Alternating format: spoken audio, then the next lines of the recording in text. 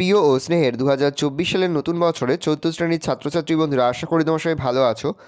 আজ আমরা যে বিষয়টি নিয়ে আলোচনা করব 4th শ্রেণীর সেকেন্ড সামেটিভ অর্থাৎ দ্বিতীয় পর্যায়ক্রমিক মূল্যায়নের আমাদের পরিবেশের কোশ্চেন পেপার নিয়ে। দেখো সরাসরি স্ক্রিনে কিন্তু আমরা 4th শ্রেণীর সেকেন্ড সামেটিভ অর্থাৎ দ্বিতীয় পর্যায়ক্রমিক মূল্যায়নের আমাদের পরিবেশের কোশ্চেন পেপারটা দেখতে পাচ্ছ। ফুল মার্কস তোমাদের রয়েছে 20, আর সময় তোমাদের রয়েছে 40 মিনিট।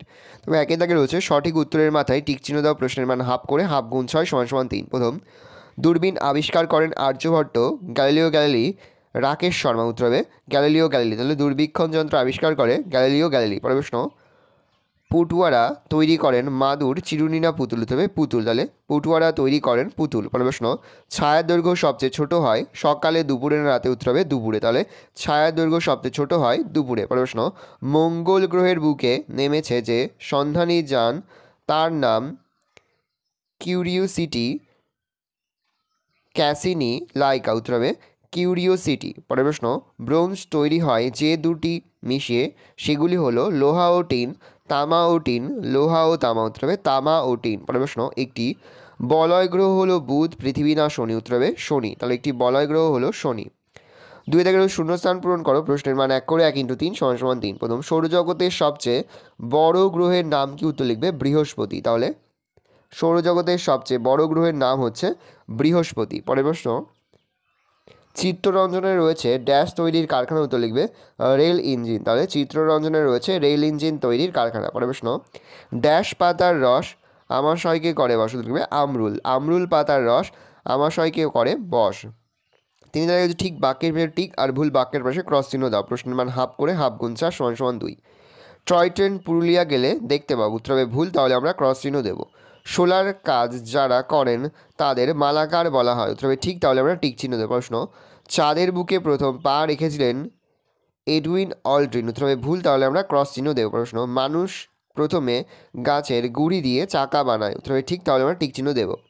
4 দাগে রয়েছে একটি বাক্য উত্তর দাও। প্রশ্নের মান 1 করে 1 × 3 = 3। প্রথম, গম্ভীরা পালার জন্য পশ্চিমবঙ্গের কোন জেলা বিখ্যাত? লিখবে মালদা। তাহলে গম্ভীরা পালার জন্য বিখ্যাত পশ্চিমবঙ্গের মালদা জেলা। প্রশ্ন, কোন গতির জন্য দিন রাত্রি হয়? লিখবে আহ্নিক। তাহলে আহ্নিক গতির জন্য দিন রাত্রি হয়। প্রশ্ন, লালন ফকির কে ছিল? লিখবে এক মহান সাধক বাউল।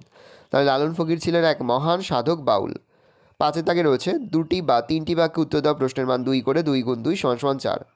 6 দাগে টিকা লেখো, ভেষজ উদ্ভিদ আর কুটির শিল্প। প্রশ্নের মান 1.5 করে 1.5 × 2 = 3।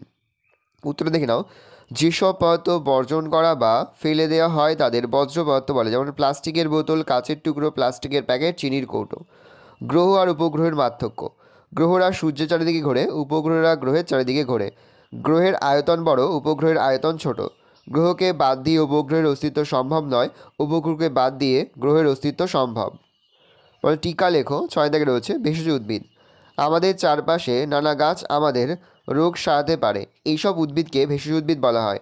অনেক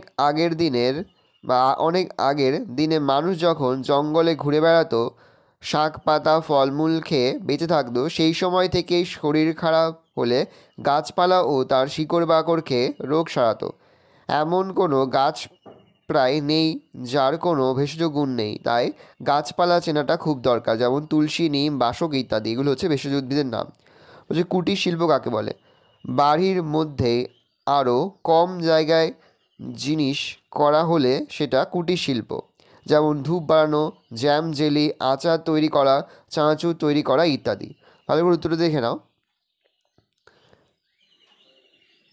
দেখো পরে তোমাদের রয়েছে স্তম্ভ মেলাও। প্রশ্নের মান রয়েছে হাফ করে, হাফ গুণ 4 = 2। শান্তিনিকেতন হবে পৌষ মেলা। সিঙ্কোনা গাছের ছাল হবে কাঁপুনি জ্বরের ওষুধ।